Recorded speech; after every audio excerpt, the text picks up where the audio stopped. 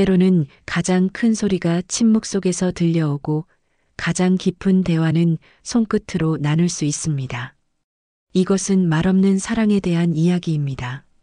분식집 아주머니가 내온 오므라이스를 먹는 순간 소라의 눈에서 눈물이 흘러내립니다.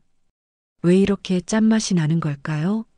소라가 몰랐던 진실, 그리고 그녀가 외면했던 사랑이 오므라이스를 통해 드러납니다. 오므라이스의 맛, 말보다 강한 사랑의 언어에 관한 이야기가 지금 시작됩니다. 그 전에 구독과 좋아요는 영상 제작에 큰 힘이 됩니다. 그럼 시작하겠습니다. 분식집 앞에 서 있는 17살 소라. 학교 교복을 입은 채 유리창 너머로 음식을 먹는 사람들을 바라봅니다. 한 가족이 테이블에 앉아 웃으며 떠드는 모습이 눈에 들어옵니다. 아빠는 유머를 던지고 아이들은 킥킥 웃고 엄마는 미소 지으며 음식을 나눠주고 있군요. 소라의 배에서 꼬르륵 소리가 납니다. 이미 하루 종일 아무것도 먹지 못했습니다. 지갑을 열어보지만 1,000원짜리 한 장과 동전 몇 개가 전부입니다. 간판에 가격표를 올려다 보니 라면도 4,500원이나 하네요. 소라는 마지막 남은 동전들을 만지작거리다 한숨을 내쉽니다.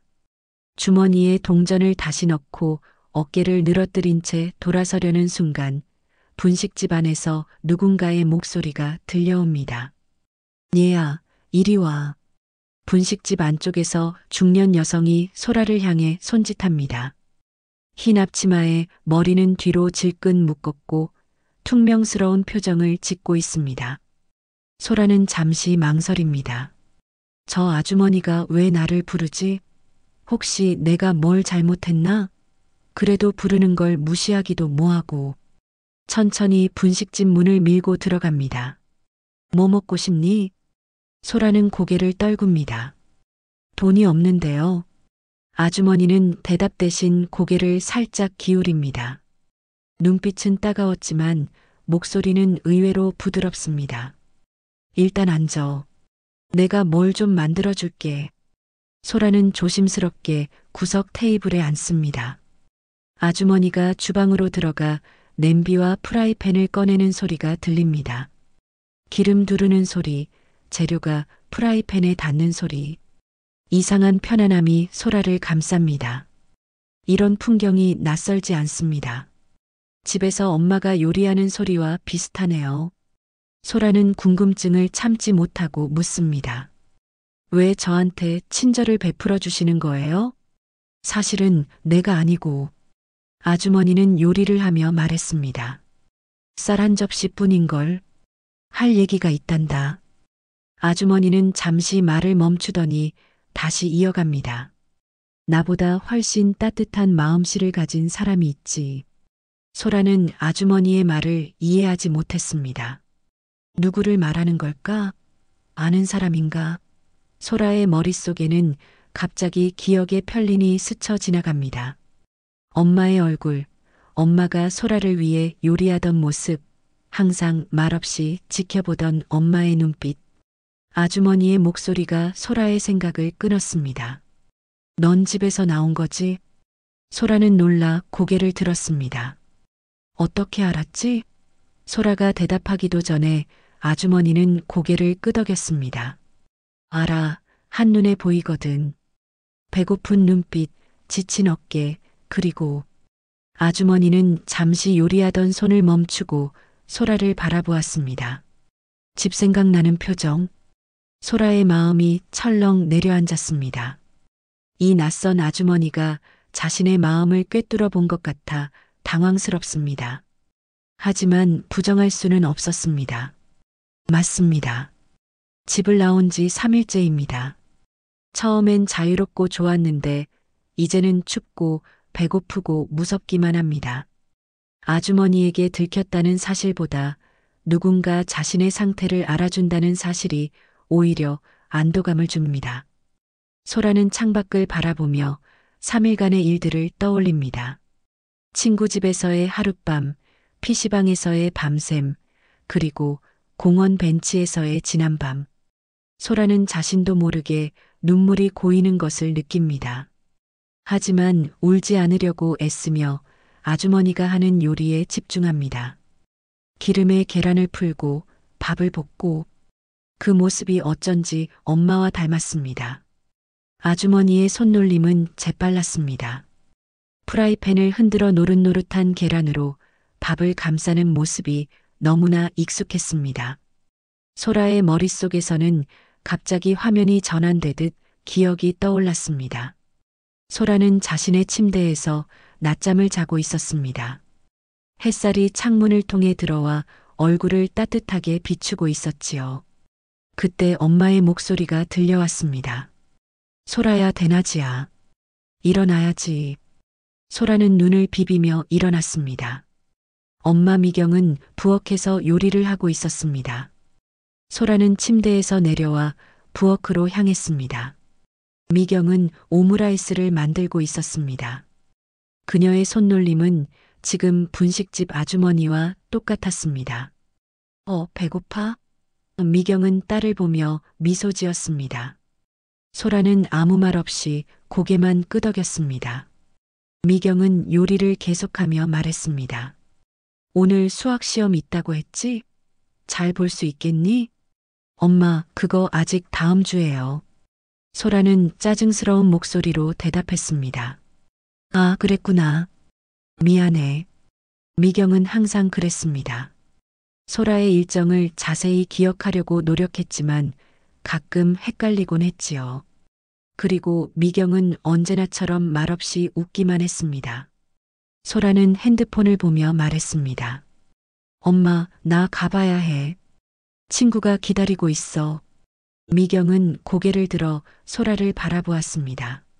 눈에는 약간의 실망감이 스쳐 지나갔지만 곧 이해한다는 표정으로 바뀌었습니다. 항상 그랬습니다. 미경은 소라에게 뭔가 말하려다가 그냥 메모장에 적어 보여주곤 했습니다. 학교 숙제는 다 했니?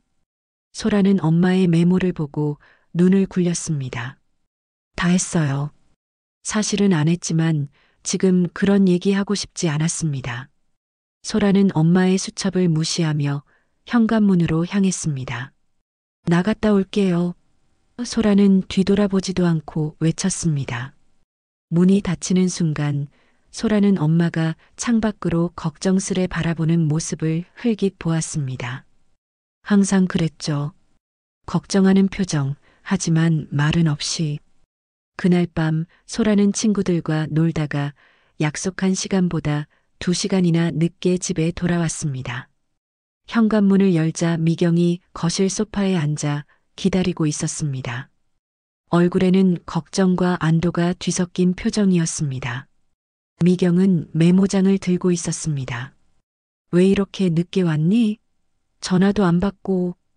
소라는 폭발했습니다.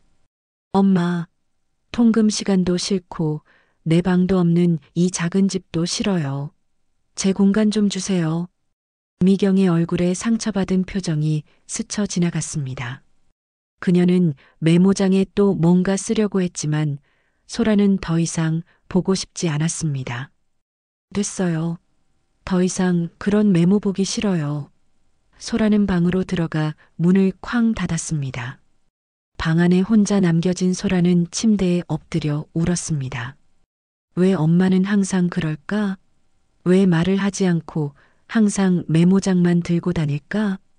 친구들의 엄마처럼 목소리 높여 혼내지도 않고 대화도 제대로 못하고 친구들이 놀러 올 때마다 엄마가 메모장을 들고 나타나는 게 너무 창피했습니다. 소라는 결심했습니다. 더 이상 못 참겠다. 이 집에서 나가야겠다. 소라는 조용히 배낭에 필요한 옷과 학용품, 그리고 용돈으로 모아둔 돈을 넣었습니다. 창문으로 내다보니 엄마의 방 불빛이 아직 켜져 있었습니다. 엄마는 항상 소라가 잠들 때까지 자지 않았습니다. 소라는 잠시 망설였습니다. 메모라도 남겨야 할까? 하지만 곧 마음을 다잡았습니다. 아니야, 엄마도 항상 내게 메모만 남기잖아. 소라는 뒷문으로 빠져나갔습니다. 뒤돌아보는 순간 침실 불빛이 아직 켜져 있는 것을 보고 잠시 죄책감이 들었습니다. 하지만 자유를 향한 욕망이 더 컸습니다. 밤바람이 소라의 뺨을 스쳤습니다. 이제 17살의 소라는 세상에 혼자 서 있었습니다. 두렵기도 했지만 한편으론 짜릿했습니다. 아무도 간섭하지 않는 자유, 누구의 눈치도 볼 필요 없는 시간. 소라는 깊은 숨을 들이마시고 발걸음을 옮겼습니다. 현재로 돌아와 소라는 분식집 아주머니가 요리하는 모습을 바라보며 그날 밤의 기억을 떠올렸습니다. 이제 와서 생각해보니 엄마의 방 불빛은 왜 그렇게 늦게까지 켜져 있었을까요? 그때 엄마는 무엇을 하고 있었을까요? 분식집 아주머니가 소라의 생각을 깨뜨리며 말했습니다. 내 기억 속에 그 사람 알아? 나보다 훨씬 따뜻하고 인내심 많은 사람. 소라는 고개를 들었습니다. 아주머니의 퉁명스러운 목소리 속에서 이상한 따뜻함을 느꼈습니다. 처음엔 좋았겠지? 아주머니가 프라이팬을 흔들며 물었습니다. 그녀의 투박한 목소리는 마치 소라의 생각을 읽은 듯 했습니다. 집 나온 첫날은 다들 그래. 세상이 모두 내 것 같고. 소라는 말없이 손가락으로 테이블 위를 그리적거렸습니다. 맞습니다. 처음 며칠간은 정말 자유로웠습니다. 가출 첫날 밤 소라는 가장 친한 친구 지연이의 집에 숨어 있었습니다. 지연이 부모님이 출장 간 사이 둘은 밤새 영화를 보고 과자를 먹었지요. 진짜 좋다. 누가 언제 들어오라고 잔소리하는 사람도 없고 메모장으로 이것저것 물어보는 사람도 없고. 소라는 지연이에게 말했습니다. 지연은 의아해하며 물었습니다. 그런데 내 엄마는 왜 항상 메모장을 들고 다녀? 한 번도 그 이유를 말해준 적 없잖아. 소라는 입술을 깨물었습니다. 그 질문에 대답하기 싫었습니다. 그냥 엄마가 좀 특별해서 그래. 하지만 둘째 날부터는 상황이 달라졌습니다. 지연이 오빠가 갑자기 돌아오는 바람에 소라는 집을 나와야 했습니다. PC방에서 밤을 새우기로 했지요. PC방 사장 김 사장은 무덤덤한 표정으로 소라를 쳐다보았습니다. 학생 맞아요? 신분증 있어요? 소라는 교복을 보여주며 겨우 설득했습니다. 밤새 게임을 하며 시간을 보냈지만 등은 아프고 눈은 피로했습니다. 아침이 되자 김 사장은 냉정하게 말했습니다. 영업시간 끝났습니다. 나가셔야 합니다. 소라는 PC방을 나와 공원 벤치에 앉았습니다. 배는 고프고 몸은 피곤했습니다. 주머니에 남은 돈으로 편의점에서 삼각김밥을 사 먹었지만 그것만으로는 채워지지 않았습니다. 편의점 알바생 정재현은 소라를 의심스럽게 바라보았습니다. 영수증 필요하세요? 5,000원입니다. 소라는 머뭇거리며 돈을 건넸습니다. 이제 10,000원밖에 남지 않았습니다. 이대로 집에 돌아갈까 생각도 들었지만 자존심이 허락하지 않았습니다. 엄마에게 사과하기는 싫었습니다. 셋째 날 소라는 찜질방을 찾았습니다. 따뜻한 곳에서 하루라도 제대로 쉬고 싶었습니다. 찜질방 관리인 최할머니는 깐깐한 눈초리로 소라를 훑어보았습니다. 학생 혼자 왔어? 여기서 자려고? 소라는 고개를 끄덕였습니다. 최할머니는 한숨을 쉬며 말했습니다. 요즘 애들은 다들 가출이래? 원래 숙박은 안 되는데 딱 하룻밤만이야. 찜질방에서의 밤은 생각보다 불편했습니다. 낯선 사람들의 콧골이, 덥고 건조한 공기, 딱딱한 바닥. 소라는 거의 잠을 이루지 못했습니다. 새벽녘에 눈을 떴을 때는 온몸이 쑤셨습니다. 그리고 오늘 4번째 날. 돈은 바닥나고 갈 곳도 없고 믿을 수 있는 친구도 없었습니다. 소라는 분식집 앞에서 배고픔과 외로움을 견디며 서 있었습니다. 힘들지? 현실로 돌아와 보니 아주머니가 묻고 있었습니다. 그럼? 소라는 고개를 끄덕였습니다. 지금 이 순간 누군가 자신의 마음을 이해해주는 것 같아 위로가 되었습니다. 근데 말이야. 아주머니가 프라이팬에서 요리를 접시에 옮기며 말했습니다. 내 엄마는 너보다 더 힘들었을 거야. 소라는 갑자기 고개를 들었습니다. 엄마요? 어떻게? 아주머니는 대답 대신 계속 이야기했습니다. 내가 사라진 후에 내 엄마는 널 찾아온 동네를 헤맸어. 바로 여기 이 동네를. 소라는 믿기지 않았습니다. 엄마가? 그 조용한 엄마가 자신을 찾아 돌아다녔다고? 아주머니는 이야기를 계속했습니다. 나도 처음엔 모르고 있었지. 사흘 전 한 여자가 이 분식집에 들어왔어. 메모장을 들고. 소라의 심장이 빠르게 뛰기 시작했습니다. 메모장. 엄마의 메모장. 그 여자는 메모장에 글을 써서 보여줬어. 이 아이를 보셨나요? 라고. 아주머니는 요리를 마무리하며 말했습니다. 사진 한 장을 내밀었는데 그게 바로 너였지. 소라는 자리에서 일어나려다 다시 앉았습니다. 마음이 복잡했습니다. 엄마가 자신을 찾고 있었다니. 너한테 보여줄 게 있어. 아주머니가 주방 안쪽에서 무언가를 꺼내왔습니다. 낡은 감시 카메라 영상이었습니다. 우리 가게 감시 카메라야. 한번 볼래? 영상에는 분명히 엄마 미경의 모습이 보였습니다. 메모장을 들고 아주머니에게 뭔가를 보여주고 있었습니다. 미경의 얼굴은 지쳐 보였습니다. 눈 밑에는 다크서클이 짙게 내려앉아 있었고 평소보다 훨씬 마르고 초췌해 보였습니다. 내가 내 엄마한테 말했지. 본 적 없어요라고. 아주머니의 말투는 여전히 퉁명스러웠지만 눈빛은 따뜻했습니다. 그랬더니 내 엄마가 메모장에 또 뭔가 적어 보여줬어. 소라는 숨을 죽이고 들었습니다. 혹시 이 아이 보시거든 돈이 없을 테니 이걸로 음식을 좀 만들어주세요. 오므라이스를 좋아해요. 양파는 빼고요. 소라의 눈에서 눈물이 흘러내렸습니다. 엄마는 그 모든 상황 속에서도 소라의 취향을 잊지 않았던 겁니다. 양파 없는 오므라이스? 소라는 항상 그것만 먹었으니까요. 아주머니는 영상을 좀 더 앞으로 감았습니다. 미경이 분식집을 나서는 모습이 보였습니다. 하지만 그냥 가지 않고 작은 봉투를 테이블 위에 남겨두었습니다. 내 엄마가 준 돈이야. 널 위해. 아주머니가 말했습니다. 내 엄마는 매일 이 근처를 돌아다니며 널 찾고 있어. 집에서 애타게 널 기다리고 있는 바로 그 사람이지. 소라의 눈에서 눈물이 멈출 줄 몰랐습니다. 그동안 자신이 얼마나 철없고 이기적이었는지 깨달았습니다. 아주머니는 마침내 요리를 완성했습니다. 노릇노릇한 계란으로 감싸진 밥 위에 케첩으로 하트를 그려 넣었습니다. 마치 엄마가 소라에게 해주던 것처럼 말이죠. 얘다. 오므라이스다. 양파는 없어. 소라 앞에 오므라이스가 놓였습니다. 소라는 숟가락을 들었지만 목이 메어 먹을 수가 없었습니다.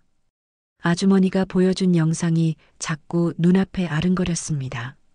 엄마의 지친 얼굴, 메모장에 적은 글자들, 그리고 테이블 위에 남겨진 작은 봉투. 제가 이렇게 먹는 걸 어떻게 아셨어요? 소라가 떨리는 목소리로 물었습니다. 아주머니는 말없이 바라보기만 했습니다.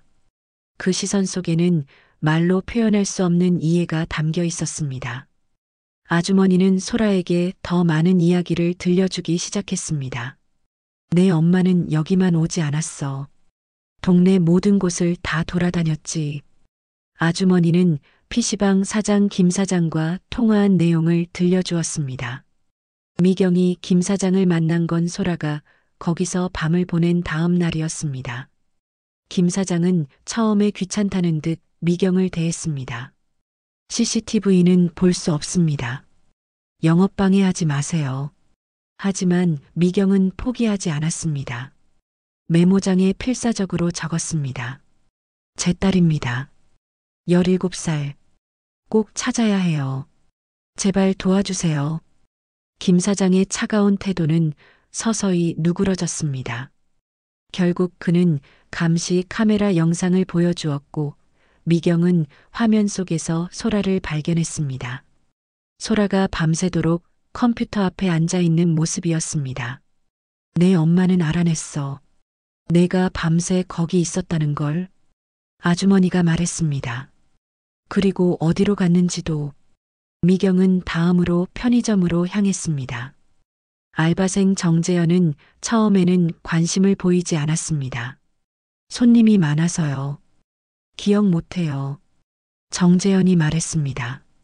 미경은 메모장에 적었습니다. 제발이요. 교복 입은 여학생이에요. 이 사진이요. 정재현은 한참을 생각하다 대답했습니다. 아, 맞다.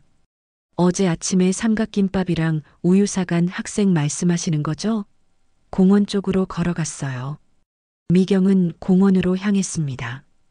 그곳에서 그녀는 주유소 직원 박민수를 만났습니다. 박민수는 바쁘게 일하고 있었습니다. 기름만 넣을게요. 카드요, 현금이요? 그의 말투는 업무적이고 짧았습니다. 미경은 메모장을 보여주었습니다. 이 아이 보셨나요? 저 바빠요, 손님. 박민수는 짜증스럽게 대답했습니다. 미경은 포기하지 않고 또 적었습니다. 제 딸이에요. 집을 나갔어요. 제발이요. 박민수는 한숨을 쉬더니 사진을 자세히 보았습니다. 그리고 잠시 후 대답했습니다. 아, 그 학생. 어제 여기 친구들이랑 있었어요. 찜질방 가는 얘기하더라고요. 미경은 찜질방으로 갔습니다. 최할머니는 처음에 무뚝뚝했습니다. 여기서 자는 애들 많아요. 일일이 기억 못해. 미경은 또다시 메모장에 적었습니다. 제 딸입니다. 17살. 교복 입었을 거예요. 최할머니는 잠시 생각하더니 표정이 부드러워졌습니다. 아, 혼자 온 여학생? 어젯밤에 있었어요. 새벽에 나갔더라고요. 미경은 메모장에 감사 인사를 적고 찜질방을 나섰습니다. 그녀의 발걸음은 무거웠지만 포기하지 않았습니다. 동네 마트, 약국, 버스 정류장까지 딸의 흔적을 찾아 헤매고 다녔습니다. 소라는 아주머니의 이야기를 듣고 있는 동안 한 입도 먹지 못했습니다. 엄마가 그렇게까지 자신을 찾아다녔다니. 소라는 떨리는 손으로 숟가락을 들어 첫 입을 떠먹었습니다. 맛있었습니다. 그런데 이상하게 짠맛이 났습니다. 자신도 모르게 흘러내린 눈물이 음식에 섞인 것을 뒤늦게 알아차렸습니다.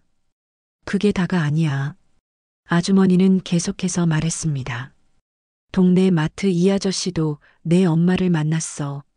미경은 마트에 들어가 이 아저씨에게 메모장을 보여주었습니다. 이 아저씨는 처음에는 무관심했습니다. 여기선 본 적 없어요. 사진은 저기 게시판에 붙여놓으세요. 미경은 게시판에 소라의 사진과 자신의 연락처를 적은 종이를 붙였습니다. 잠시 후 이 아저씨가 다가와 물었습니다. 따님을 찾고 계신가 봐요? 미경은 고개를 끄덕였습니다. 저도 자식이 있어서 그 마음 알아요. 걱정 마세요. 여기 오는 사람들한테 물어볼게요. 소라는 아주머니의 이야기를 들으며 엄마가 자신을 찾기 위해 얼마나 애썼는지 깨달았습니다. 엄마는 말을 하지 않는 대신 행동으로 사랑을 표현했던 겁니다. 메모장을 들고 낯선 사람들에게 도움을 청하는 건 분명 쉽지 않았을 텐데 그동안 소라는 그런 엄마의 마음을 전혀 이해하지 못했습니다. 내 엄마는 계속해서 널 찾았어. 아주머니의 목소리가 조금 부드러워졌습니다. 사흘 동안 잠도 제대로 못 자고 밥도 제대로 못 먹었을 거야. 하지만 포기하지 않았지. 소라는 오므라이스를 계속 먹으며 엄마가 자신을 위해 정성껏 요리를 하던 모습들이 스쳐 지나가는 것을 느꼈습니다. 아침 일찍 일어나 도시락을 준비하고 밤늦게 돌아와도 따뜻한 음식을 차려주던 엄마. 소라의 시험 기간에는 영양가 있는 음식으로 정성껏 챙겨주면서도 정작 자신은 간단히 해결하던 엄마. 그 모든 것이 말없는 사랑이었습니다. 소라는 그제야 깨달았습니다. 엄마의 침묵 속에는 천마디 말보다 더 큰 사랑이 담겨 있었다는 것을. 소라는 오므라이스를 먹으면서 눈물을 계속 흘렸습니다. 아직도 믿기지 않았습니다. 엄마가 그렇게 자신을 찾아다녔다니. 오므라이스의 맛은 분명 엄마가 해주던 것과 똑같았습니다. 하지만 눈물 때문인지 짠맛이 났습니다. 친구들의 엄마처럼 소리 내어 웃고 혼내고 이야기하는 엄마가 그리웠습니다. 내 엄마가 왜 말을 안 했는지는 나중에 알게 될 거야. 아주머니는 의미심장하게 말했습니다. 지금은 내 엄마가 얼마나 널 사랑하는지만 알면 돼. 아주머니는 서랍에서 작은 상자를 꺼냈습니다. 그 안에는 메모장 한 권이 있었습니다. 미경의 메모장이었습니다. 내 엄마가 여기 들렀을 때 실수로 두고 간 거야. 소라는 떨리는 손으로 메모장을 받아들었습니다. 이건 엄마가 항상 가지고 다니던 것이었습니다. 첫 페이지를 넘기자 소라의 이름이 크게 적혀 있었습니다. 그 아래로는 소라가 좋아하는 음식들이 빼곡하게 적혀 있었습니다. 소라, 오므라이스 양파 X, 김치찌개 두부 많이, 샌드위치 토마토 X. 다음 페이지에는 소라의 학교 일정이 적혀 있었습니다. 시험 날짜, 발표 날짜, 소풍 날짜까지. 엄마는 이 모든 것을 메모해 두었던 겁니다. 그래서 가끔 헷갈렸던 거군요. 그리고 마지막 몇 페이지에는 소라가 사라진 후 찾아다닌 장소들이 시간순으로 적혀 있었습니다. 5월 20일. 지연이네 집, 아무도 없음. 학교 오늘 결석함. PC방, 밤 11시에 목격됨. 소라는 메모장을 읽으며 엄마의 발자국을 따라갔습니다. 엄마는 자신을 찾기 위해 잠도 제대로 자지 못하고 이곳저곳을 뛰어다녔던 겁니다. 그것도 모두 메모장에 의존해서 말 한마디 하지 못하면서. 메모장의 마지막 페이지에는 다른 글씨체로 주소들이 적혀 있었습니다. 알고 보니 그건 소라가 갈 만한 장소들을 지역 주민들이 알려준 정보였습니다. 이 아저씨, 김 사장, 박민수, 최할머니. 그들 모두 처음에는 무뚝뚝했지만 미경의 진심 어린 모습에 마음을 열었던 것입니다. 소라가 메모장을 읽는 동안 아주머니는 자리에서 일어나 가게 유리창을 가리켰습니다. 저기 밖을 봐. 소라는 고개를 들었습니다. 유리창 너머로 거리가 보였습니다. 그리고 그곳에서 한 여자가 걸어오고 있었습니다. 미경이었습니다. 그녀는 여전히 메모장을 들고 있었고 지친 표정이었습니다.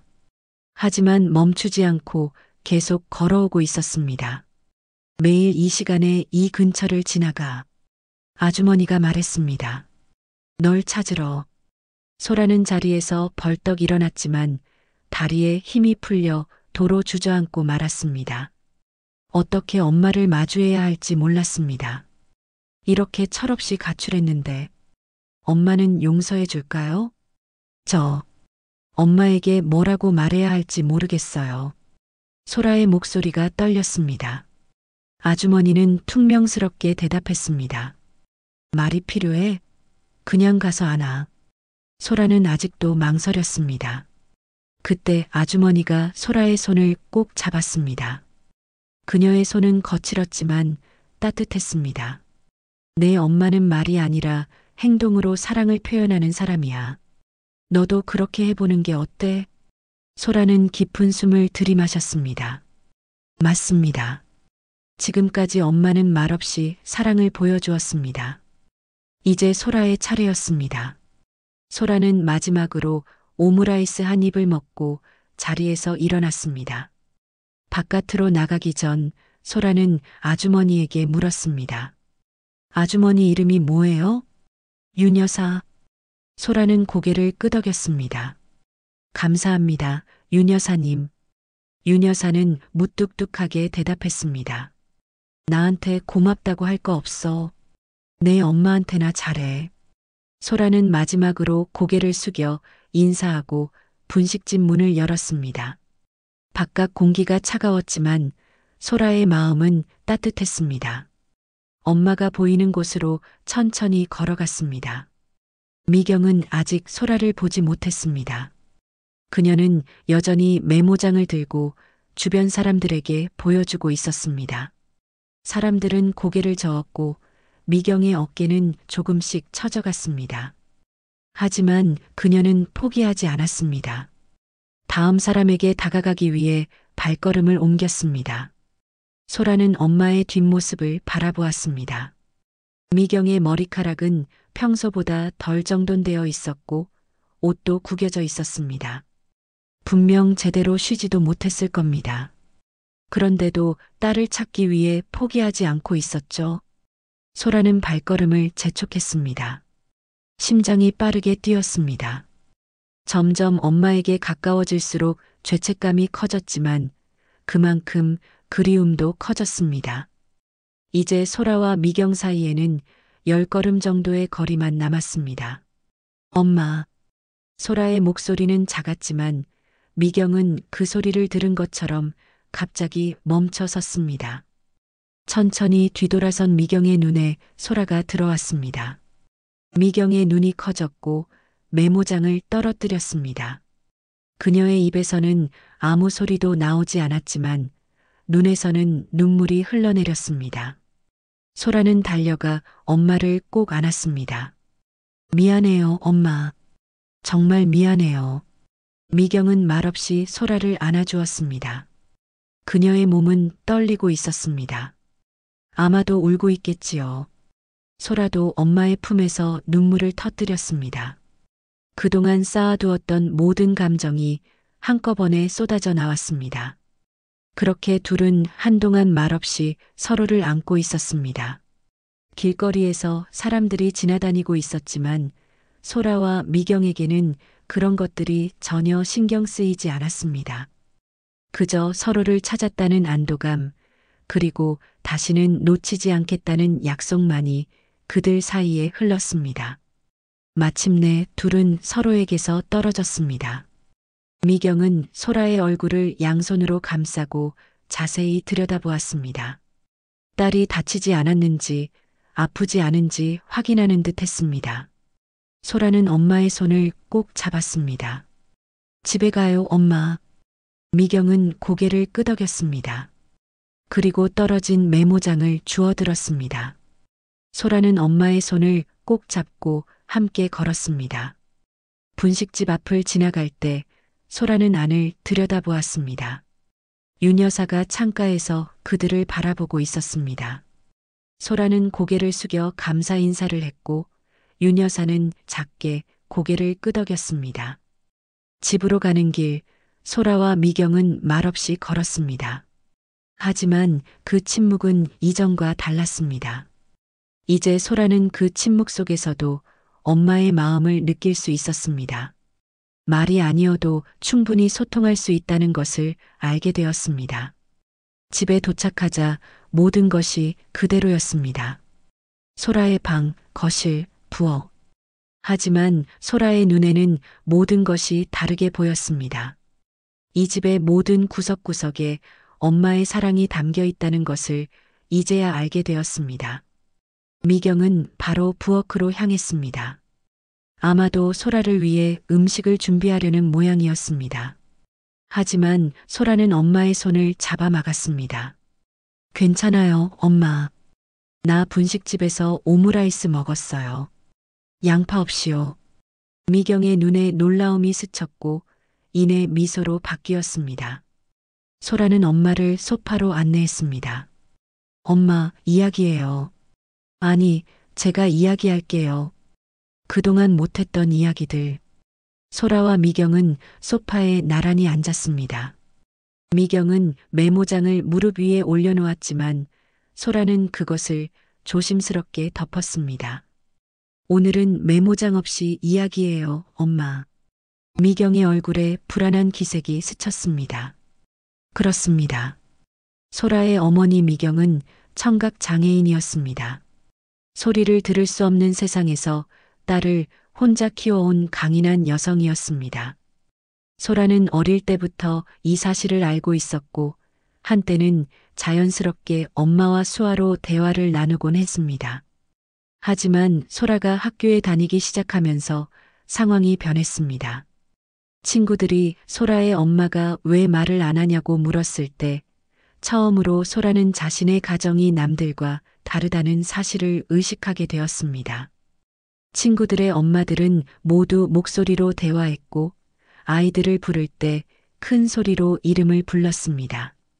하지만 소라의 엄마는 그럴 수 없었지요. 점차 소라는 수아를 사용하는 것을 꺼리게 되었습니다. 학교 앞에서 엄마가 수아를 하면 친구들이 쳐다보는 것이 싫었습니다. 그래서 집 밖에서는 수아를 전혀 사용하지 않았고 집에서도 점점 말로만 대화하려 했습니다. 엄마가 수아를 하면 소라는 말로 대답했습니다. 그러다 보니 미경은 딸과 소통하기 위해 메모장에 의존하게 되었습니다. 소라가 수아를 거부하니 글로라도 대화를 하려 한 것이었습니다. 미경은 망설이는 듯 했지만 소라는 확신에 찬 눈빛으로 엄마를 바라보았습니다. 엄마가 저를 찾으러 다녔다면서요? 윤 여사님이 다 말해줬어요. 미경은 작게 고개를 끄덕였습니다. 그리곤 천천히 손을 들어 수아로 대답하기 시작했습니다. 걱정했어. 정말 많이. 소라는 엄마의 수아를 보며 마음이 아팠습니다. 얼마나 오랫동안 소라는 이 언어를 거부해왔던가요? 엄마의 손가락 움직임, 표정의 변화, 그 모든 것이 사랑으로 가득 차 있었습니다.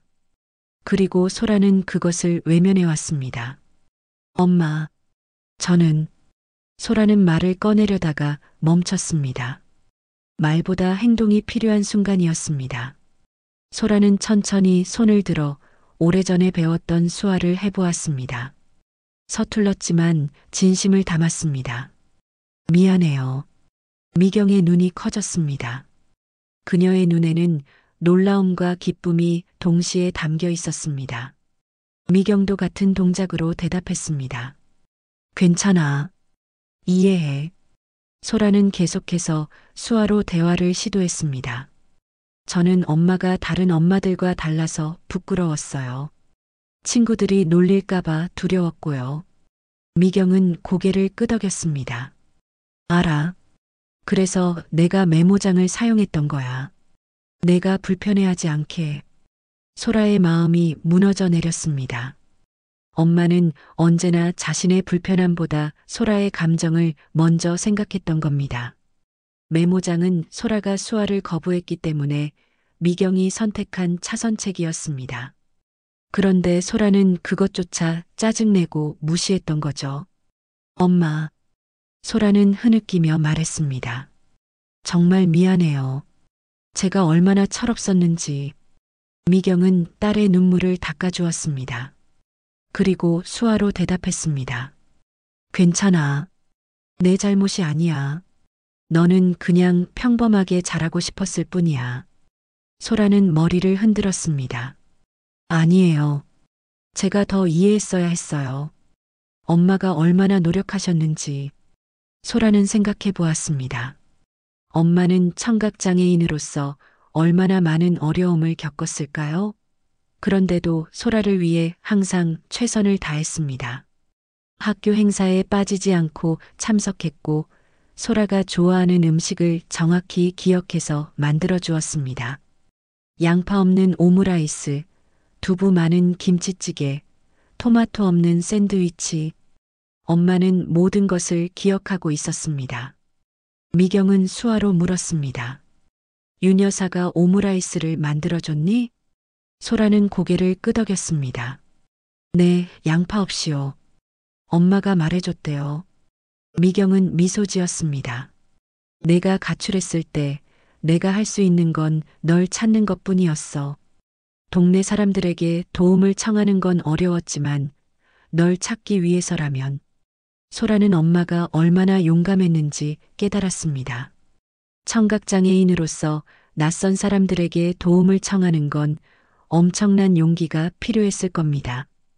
메모장으로 의사소통을 해야 하는 불편함, 사람들의 무시와 냉담함을 감내해야 했을 테지요. 그런데도 미경은 딸을 찾기 위해 그 모든 것을 견뎠습니다. 엄마, 제가 수화를 다시 배우고 싶어요. 소라가 진심을 담아 말했습니다. 우리 다시 수화로 대화해요. 예전처럼. 미경의 눈에 눈물이 고였습니다.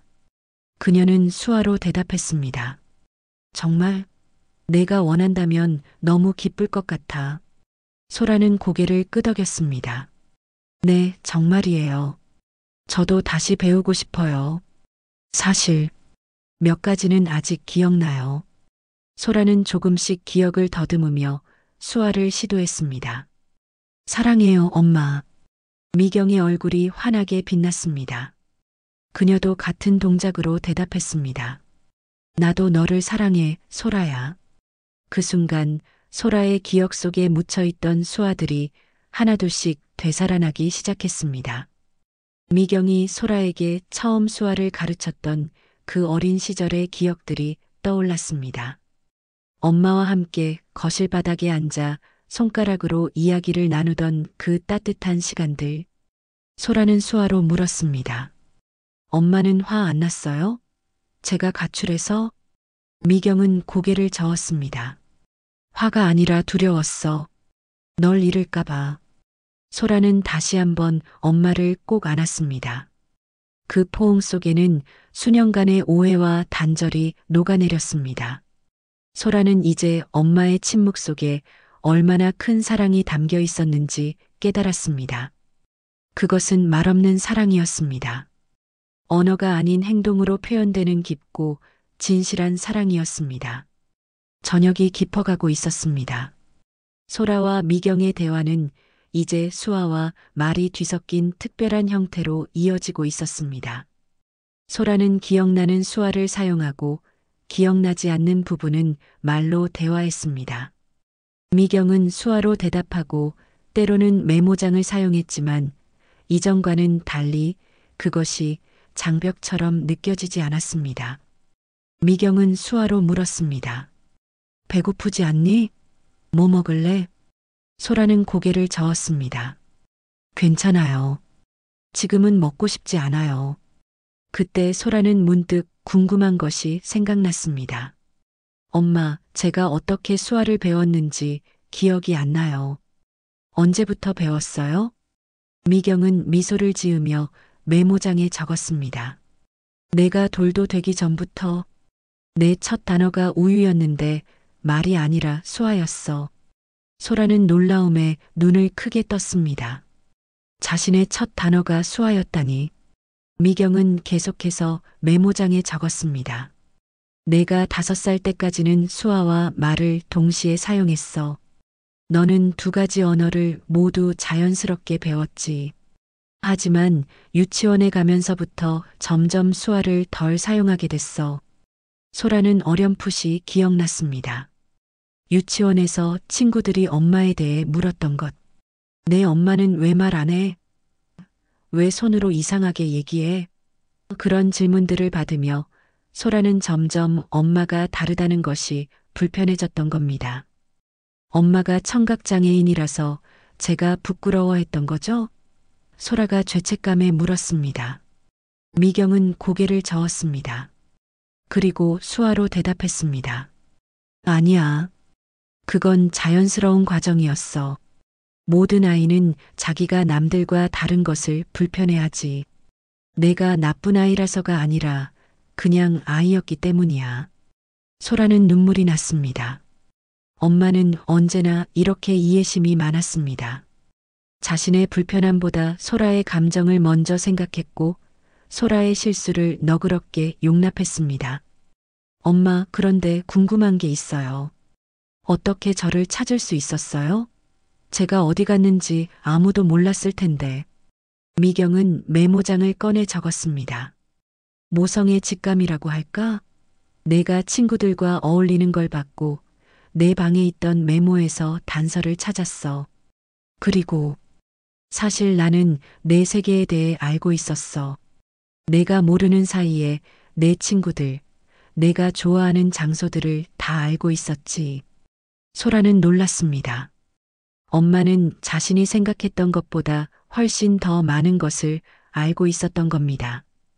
미경은 청각장애가 있어도 딸의 세계를 면밀히 관찰하고 이해하기 위해 노력했던 것입니다. 그런데 어떻게 사람들과 의사소통을 했어요? 다들 엄마의 메모장을 읽어줬나요? 미경은 작게 웃으며 메모장에 적었습니다. 처음에는 쉽지 않았어. 많은 사람들이 무시하거나 귀찮아했지. 하지만 엄마의 마음은 통하는 법이야. PC방 사장님은 처음에는 차갑게 대했지만 내 메모를 보고 결국 도와주셨어. 아마 딸이 있으신가 봐. 소라는 엄마가 얼마나 용감했는지 새삼 깨달았습니다. 소통이 어려운 상황에서도 포기하지 않고 딸을 찾아 헤맸던 어머니의 모습이 눈앞에 그려졌습니다. 윤 여사님도 엄마를 도와주셨군요. 미경은 고개를 끄덕였습니다. 그리고 수화로 말했습니다. 겉으로는 퉁명스럽지만 속은 따뜻한 분이셔. 내가 오면 오므라이스를 만들어주기로 약속했어. 소라는 미소를 지었습니다. 윤 여사의 퉁명스러운 말투 뒤에 숨겨진 따뜻한 마음을 이제야 이해할 수 있었습니다. 겉모습만으로 사람을 판단했던 자신이 부끄러웠습니다. 엄마, 제가 엄마를 제대로 이해하지 못해서 정말 미안해요. 엄마가 힘들 때 곁에 있어주지 못했고 오히려 더 힘들게 했어요. 미경은 딸의 손을 꼭 잡았습니다. 그리고 수화로 말했습니다. 괜찮아. 우리에게는 아직 많은 시간이 있어. 이제부터 다시 시작하면 돼. 소라는 고개를 끄덕였습니다. 그리고 문득 생각났습니다. 엄마, 수화 교실 다니실래요? 제가 엄마랑 같이 다시 배우고 싶어요. 미경의 얼굴이 환하게 밝아졌습니다. 그녀는 기쁨에 차서 수화로 대답했습니다. 정말? 내가 너에게 가르쳐 줄 수도 있는데? 소라는 고개를 저었습니다. 아니요, 저는 제대로 배우고 싶어요. 그리고 다른 청각장애인 분들도 만나보고 싶어요. 엄마의 세계를 더 알고 싶어요. 미경의 눈에 감동의 눈물이 고였습니다. 그녀는 수화로 대답했습니다. 고마워, 소라야.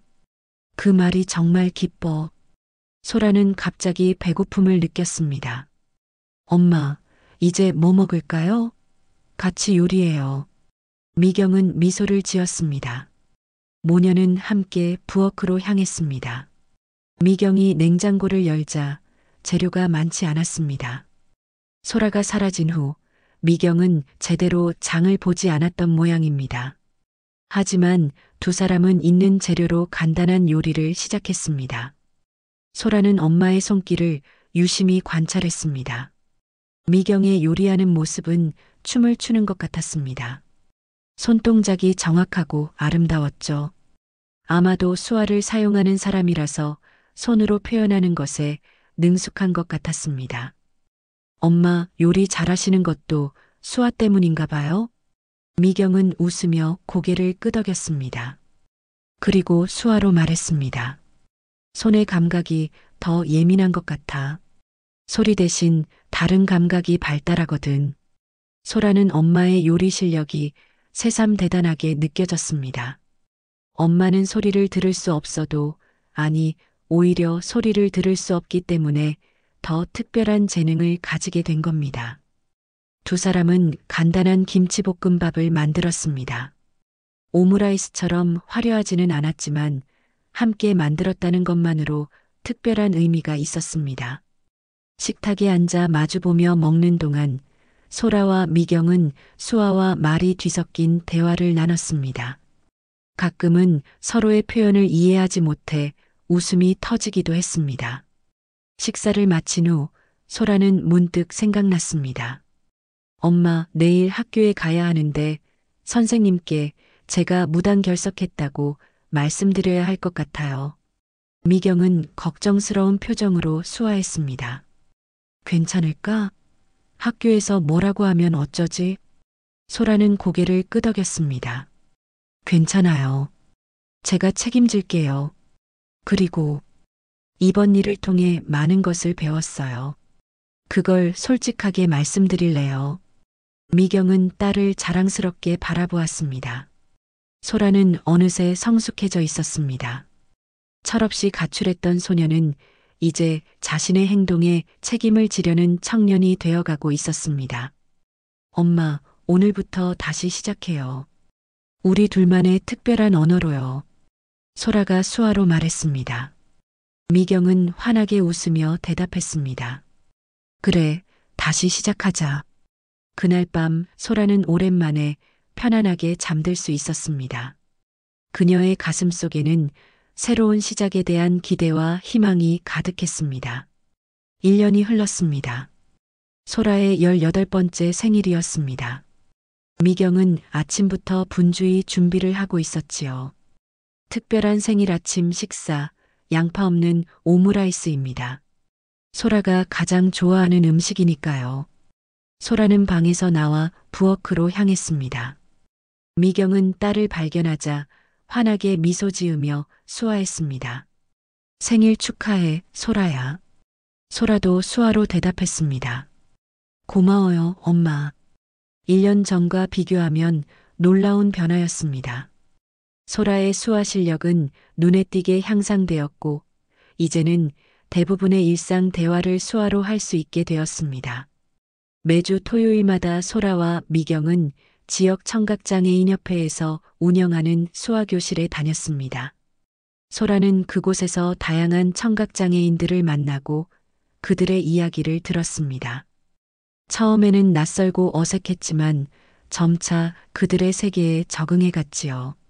냄새가 정말 좋아요. 소라는 오므라이스 향기를 맡으며 말했습니다. 미경은 접시에 오므라이스를 담아 테이블 위에 올려놓았습니다. 계란으로 감싼 밥 위에는 케첩으로 18이라는 숫자가 쓰여 있었습니다. 소라는 감동했습니다. 엄마, 정말 센스 있으세요. 미경은 수화로 대답했습니다. 이제 어른이 됐네. 내 앞날에 행복만 가득하길 바라. 소라는 첫 입을 먹고 감탄했습니다. 역시 엄마 오므라이스가 최고예요. 윤 여사님 것보다 훨씬 맛있어요. 미경은 수화로 물었습니다. 오늘 무슨 계획 있어? 소라는 잠시 생각하더니 대답했습니다. 오늘 오후에 윤 여사님 분식집에 들르려고요. 감사 인사도 드리고 좋은 소식도 전하고 싶어요. 미경은 호기심 어린 표정으로 물었습니다. 좋은 소식? 소라는 미소를 지으며 말했습니다. 네, 대학 진학 결정이요. 특수교육과에 지원하기로 했어요. 나중에 수화 통역사가 되려고요. 미경의 눈이 커졌습니다. 그녀는 깜짝 놀란 표정으로 소라를 바라보았습니다. 정말 내가 그런 결정을 했다니. 소라는 고개를 끄덕였습니다. 네, 진짜예요. 제가 경험했던 것처럼 청각장애인 가족들이 겪는 어려움을 조금이라도 덜어주고 싶어요. 그리고 소라는 잠시 말을 멈추었다가 다시 이어갔습니다. 저 같은 아이들이 더 이상 수화를 부끄러워하지 않도록 도와주고 싶어요. 미경의 눈에 눈물이 고였습니다. 그녀는 자리에서 일어나 소라를 꼭 안아주었습니다. 그리고 수화로 말했습니다. 너무 자랑스러워. 내가 내 딸이라서 정말 행복해. 아침 식사를 마친 후 소라와 미경은 함께 분식집으로 향했습니다. 윤 여사의 분식집은 여전히 그 자리에 있었습니다. 문을 열고 들어가자 윤 여사가 카운터에서 주문을 받고 있었습니다. 어서 와. 윤 여사는 여전히 퉁명스러운 목소리로 말했지만 눈빛은 따뜻했습니다. 얼굴 좋아졌네. 소라는 미소를 지으며 인사했습니다. 안녕하세요, 윤 여사님. 오랜만이에요. 윤 여사는 미경을 보더니 고개를 끄덕였습니다. 잘 지냈어? 미경은 수화로 대답했고 소라가 통역했습니다. 네, 덕분에 잘 지냈습니다. 그때 도와주셔서 정말 감사했다고 전해달래요. 윤 여사는 쑥스러운 듯 손을 저었습니다. 내가 한 거 없어. 그냥 오므라이스 하나 만들었을 뿐이지. 소라는 웃으며 말했습니다. 그 오므라이스 덕분에 저와 엄마가 다시 만날 수 있었어요. 그리고 저한테 중요한 깨달음을 주셨고요. 윤 여사는 무뚝뚝하게 고개를 끄덕였습니다. 그리고 주방으로 들어가더니 작은 선물 상자를 가지고 나왔습니다. 이거 너 생일이지? 작은 거 준비했어. 소라는 놀라움에 눈을 크게 떴습니다. 어떻게 아셨어요? 윤 여사는 미경을 가리키며 대답했습니다. 어머니가 어제 와서 알려줬어. 수화로. 소라는 더 놀랐습니다. 미경을 바라보니 그녀는 수줍게 웃고 있었습니다. 미경이 혼자 와서 윤 여사에게 소라의 생일을 알려준 것입니다. 그것도 수화로요. 윤 여사가 수화를 이해한다는 사실이 신기했습니다. 윤 여사님도 수화를 아세요? 윤 여사는 작게 웃었습니다. 조금. 내 언니가 청각장애인이거든. 옛날에 배웠어. 소라는 가슴이 따뜻해지는 것을 느꼈습니다. 그래서 윤 여사가 미경을 이해하고 도와주었던 거였군요. 소라는 선물 상자를 열었습니다. 안에는 작은 열쇠고리가 있었습니다. 손 모양의 열쇠고리였는데 자세히 보니 수화로 사랑해를 표현한 모양이었습니다. 정말 예쁘네요. 감사합니다. 소라는 진심으로 고마움을 표현했습니다. 윤 여사는 고개를 끄덕이며 말했습니다. 뭐 먹을래? 오늘은 특별히 공짜야. 소라는 엄마를 바라보며 수화로 물었습니다. 뭐 드실래요? 미경은 수화로 대답했습니다. 떡볶이 어때? 소라는 윤 여사에게 말했습니다. 떡볶이 주세요. 매운맛으로요. 윤 여사는 주방으로 향하며 중얼거렸습니다. 알았어. 금방 나올 거야. 소라와 미경은 창가 자리에 앉았습니다. 이곳에서 1년 전 소라는 인생을 바꾸는 결정적인 순간을 맞았었죠. 오므라이스를 먹으며 눈물을 흘렸던 그 순간이 생생하게 떠올랐습니다. 떡볶이가 나왔고 소라와 미경은 함께 먹기 시작했습니다. 미경은 떡볶이를 먹으며 수화로 말했습니다. 정말 매워. 하지만 맛있어. 소라는 웃으며 대답했습니다. 네, 매워도 맛있어요. 식사를 하는 동안 소라는 미경에게 학교 이야기, 친구들 이야기, 그리고 미래에 대한 꿈을 나눴습니다. 모두 수화로요. 미경은 딸의 수화 실력이 점점 늘어가는 것을 보며 자랑스러워했습니다. 식사를 마치고 나올 때 윤 여사가 소라를 불렀습니다. 잠깐만. 소라가 뒤돌아보자 윤 여사는 의미심장한 표정으로 말했습니다. 나중에 크면 내 아이에게도 수화를 가르쳐. 엄마의 언어를 잊지 말고. 소라는 깊이 고개를 숙여 인사했습니다. 네, 약속할게요. 절대 잊지 않을게요. 그날 저녁 소라의 집에는 작은 파티가 열렸습니다. 지역 청각장애인 협회 친구들, 소라의 학교 친구들이 함께 모였습니다. 놀라운 것은 소라의 학교 친구들도 기본적인 수화를 배워와서 미경과 소통하려고 노력했다는 점이었습니다. 파티가 끝나고 소라는 자신의 방에서 일기를 썼습니다. 오늘은 내 18번째 생일이다. 1년 전 나는 이런 날이 올 거라고 상상도 못했다. 엄마와 다시 가까워지고 수화를 다시 배우고 청각장애인의 세계를 이해하게 될 거라고는. 그때의 내가 지금의 나를 본다면 놀랄 것이다. 나는 이제 엄마가 청각장애인이라는 사실이 부끄럽지 않다. 오히려 자랑스럽다. 엄마의 강인함과 사랑이 나를 여기까지 이끌었으니까. 앞으로 내가 수아 통역사가 되어 다른 청각장애인 가족들을 도울 수 있다면 그것은 내 인생에서 가장 보람찬 일이 될 것이다. 엄마가 나에게 가르쳐 준 것처럼 나도 다른 이들에게 말없는 사랑의 가치를 전하고 싶다. 손끝으로 전하는 마음, 그것이 때로는 천마디 말보다 더 큰 힘을 가질 수 있다는 것을 나는 이제 알고 있다. 소라는 일기를 마치고 창밖을 바라보았습니다. 별이 가득한 밤하늘이 보였습니다. 그녀는 손을 들어 별을 향해 수화로 말했습니다. 감사합니다. 그것은 단순한 감사가 아니었습니다. 엄마에게, 윤 여사에게, 그리고 자신을 이 자리에 있게 해준 모든 순간들에 대한 감사였습니다. 소라는 이제 알고 있었습니다. 진정한 소통은 말이 아니라 마음으로 하는 것이라는 사실을. 오므라이스의 짠맛은 이제 그녀의 기억 속에서 특별한 의미를 가지게 되었습니다. 그것은 눈물의 맛이었고 깨달음의 맛이었고 무엇보다 사랑의 맛이었습니다. 시청해 주셔서 감사합니다. 항상 행복하세요.